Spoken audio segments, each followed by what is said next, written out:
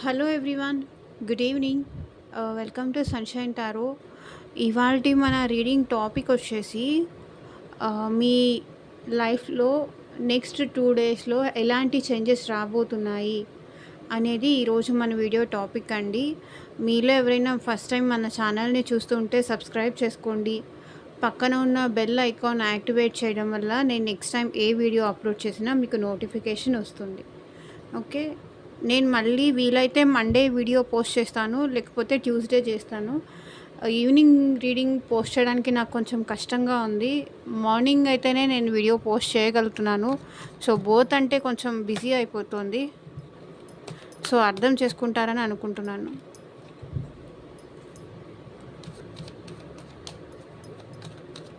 Like చేయకపోతే like చేయండి friends. మీరు లైక్ చేస్తారని నేను ఎక్స్పెక్ట్ చేస్తున్నాను. లైక్ చేసి సపోర్ట్ చేయండి. యూనివర్స్, ఏంజల్స్, నెక్స్ట్ 2 డేస్లో మా వ్యూవర్స్ లైఫ్లో ఎలాంటి చేంజెస్ రాబోతున్నాయి. ఈరోజు 21 కదా, ఈరోజు 20 కదా, 21, 22 ఈ 2 డేస్లో మా వ్యూవర్స్ లైఫ్లో ఎలాంటి చేంజెస్ రాబోతున్నాయి క్లారిటీ ఇవ్వండి.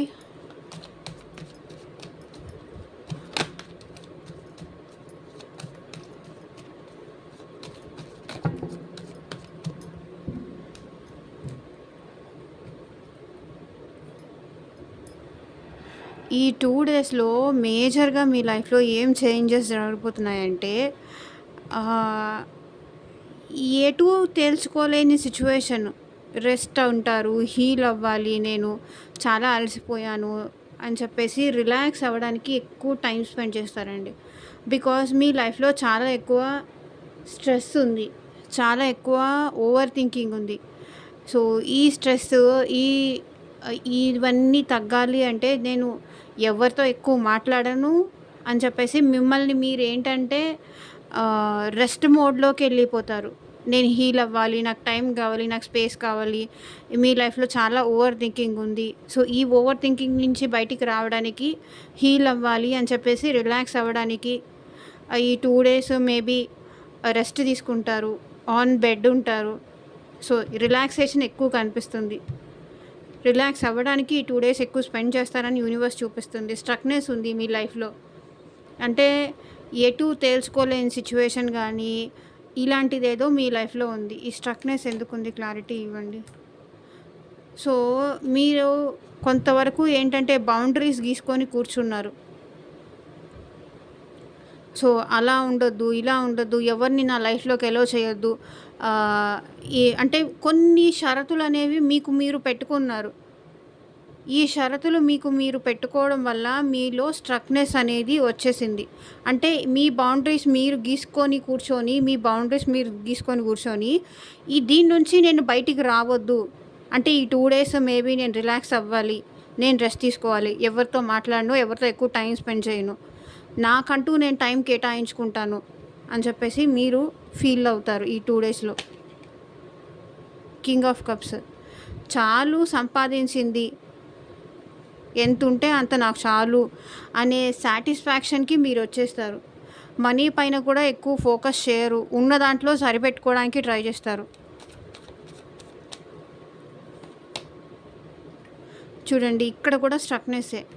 మీ లైఫ్లో ఈ 2 డేస్లో చాలా వరకు నాకు స్ట్రక్నెస్ కనిపిస్తుందండి.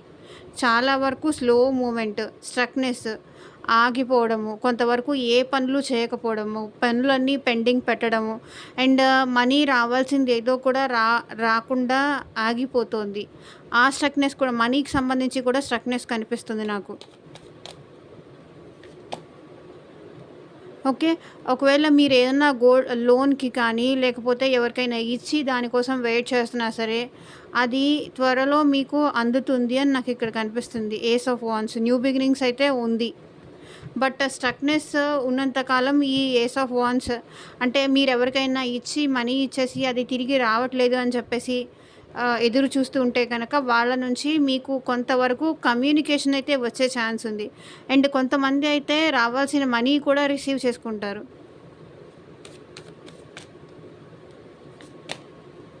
The hierophant.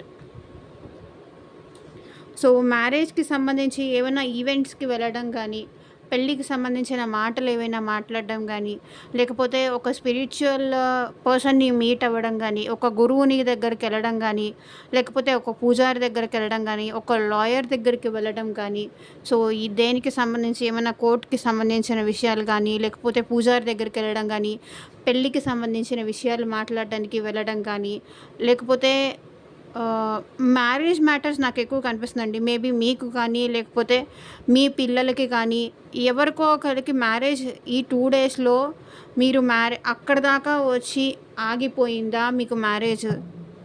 సో, దానిలో న్యూ బిగినింగ్స్ కోసం కూడా మీరు చూస్తున్నారు.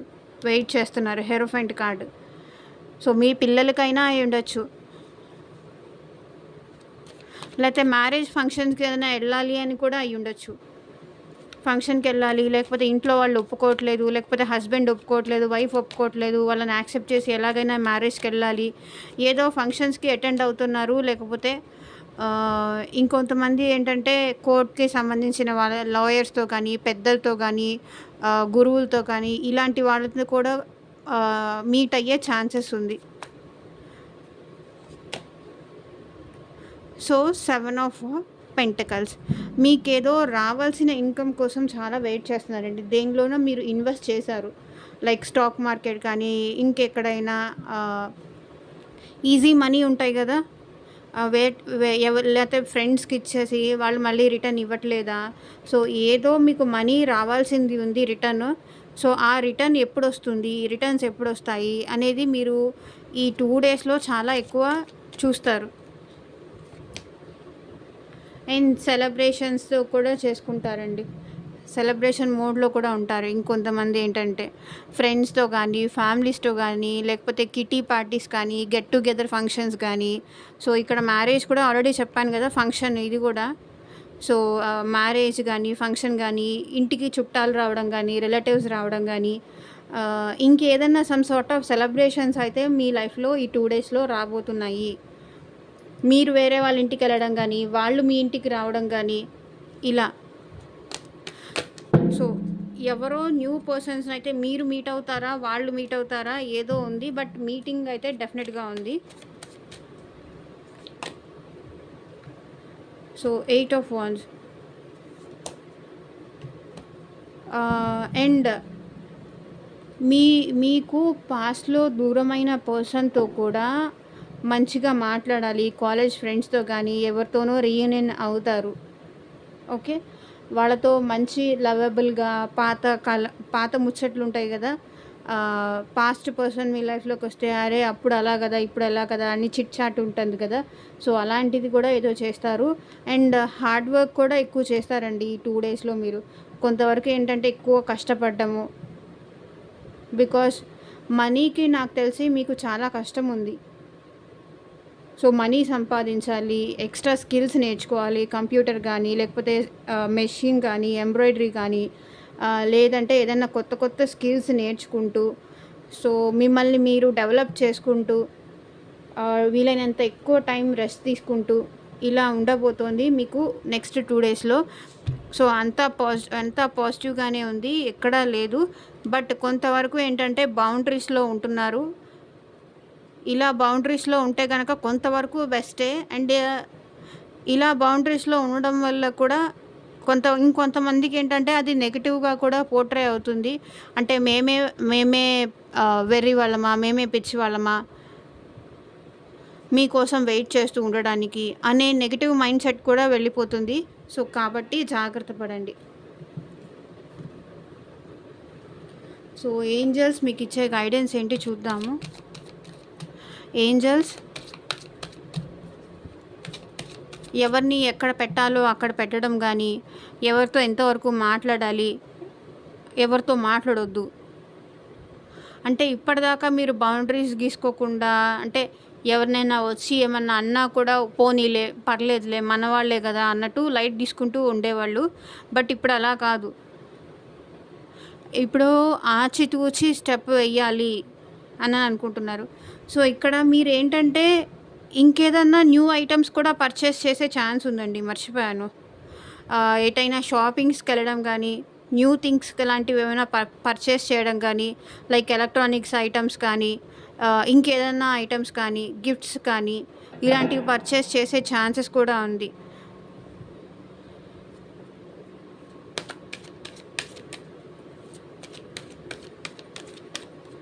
నెక్స్ట్ 2 డేస్లో ఏంజల్స్ మీరు మా వ్యూవర్స్కి ఇచ్చే గైడెన్స్ ఏంటి చూపించండి. Listen to your intuition. మీ మనసు ఏం చెప్తుందో అది వినండి.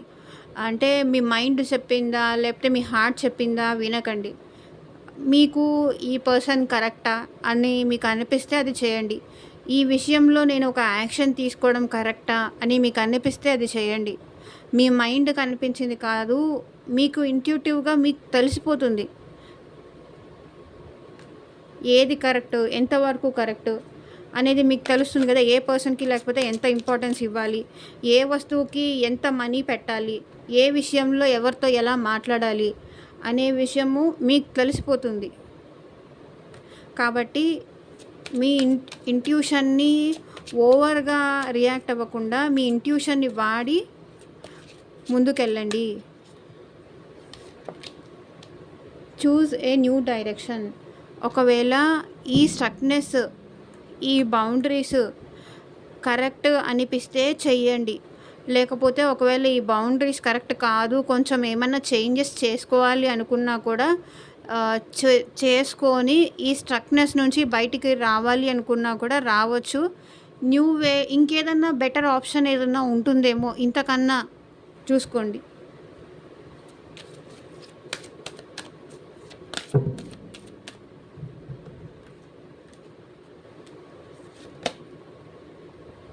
There is something better. So మీరు ఆలోచించే విధానం కన్నా, మీరు చేసే దానికన్నా ఇంకా ఏదో బెటర్ ఉంది. చూజ్ ఏ న్యూ డైరెక్షన్ అని కూడా చెప్తున్నారు. There is a something better అని ఉంది. ఇప్పుడు మీరున్న ఇంకా మీకు ఏదో బెటర్ ఉంది. ఒక నిమిషం ఆగండి. దెర్ ఈస్ సంథింగ్ బెటర్ అని ఏంజల్స్ ఎందుకు చెప్తున్నారు, క్లారిటీ ఇవ్వండి యూనివర్స్. సో ఒకవేళ మీరు ఒక పర్సన్ కోసం స్పై చేస్తున్నారా, దానికన్నా వాళ్ళకన్నా బెటర్ పర్సన్ ఉంటారు మీకోసం. సో ఎంతకాలం అని వాళ్ళ కోసం మీరు స్పై చేస్తూ మీ టైం అంతా వేస్ట్ చేసుకుంటూ ఎదురు చూస్తూ ఉంటారు. ఒకవేళ ఆ పర్సన్ మీకు కరెక్ట్ కాదు అనిపిస్తే చూజ్ ఎ న్యూ డైరెక్షన్. ఇంకో పర్సన్ని చూస్ చేసుకోండి. ఎప్పుడూ స్ట్రక్ అయిపోయి ఉండొద్దు ఒకే దగ్గర, ఒకే పర్సన్ దగ్గర, ఒకే సిచ్యువేషన్లో.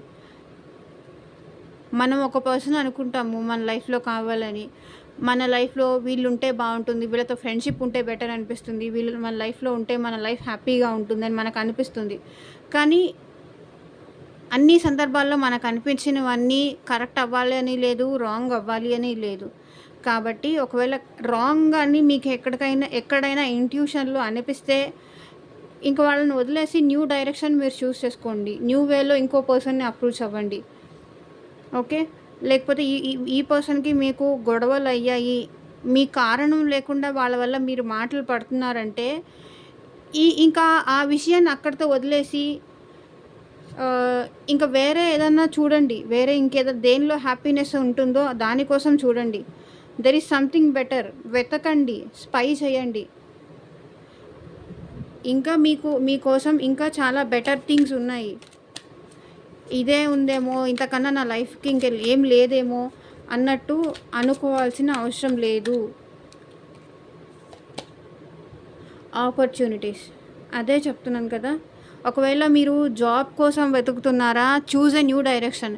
అంటే మీరు ఒకవేళ ఒక ఫీల్డ్లోనే జాబ్ కోసం చూస్తూ ఉంటే ఇంకా అదర్ ఫీల్డ్ మీకు సెట్ అవుతుందేమో. ఈ ఫీల్డ్ మీకు సెట్ అవ్వట్లేదు అంటే ఇంకొక న్యూ ఫీల్డ్లోకి వెళ్ళండి. అప్పుడు ఆపర్చునిటీస్ వస్తాయి మీకు. దీనిలో కాకుండా వేరే ఆపర్చునిటీస్, ఛాన్సెస్ మనీ వచ్చే ఛాన్స్ ఉంటుందేమో. There is something better. Choose a new direction. Listen to your intuition. నాకు ఇదే అనిపిస్తుంది. ఒకవేళ మీకు ఏదైనా జాబ్ సెట్ అవ్వట్లేదు అని అనిపిస్తే, మనీ రావట్లేదు, ఈ జాబ్లో ఇన్కమ్ నాకు బాగాలేదు అని మీకు అనిపిస్తే వేరే మార్గం చూస్ చేసుకోండి. ఇప్పుడు సాఫ్ట్‌వేర్ జాబ్ చేస్తున్నారా? కంపెనీ షిఫ్ట్ అవ్వడం కానీ, మీకు అమౌంట్ సరిపోవట్లేదు, జాబ్ చేంజ్ కావాలి, లేకపోతే రికగ్నైజేషన్ లేదు, ఎంత చేసినా కూడా వాల్యూ ఇయ్యట్లేదు అని అనుకున్నప్పుడు మీరు ఇంకొక జాబ్ కోసం వెతుకుతూ ఉంటే జాబ్ చూడండి. సో, అబండెన్స్ వస్తుంది మీ లైఫ్‌లోకి. ఆపర్చునిటీస్ వస్తాయి. సో, ఇదేనండి ఇవాల్టి రీడింగ్. ఎంతమందికి రెసొనేట్ అయింది అని నాకు కింద కామెంట్ సెక్షన్‌లో చెప్పండి. And thank you for watching. By.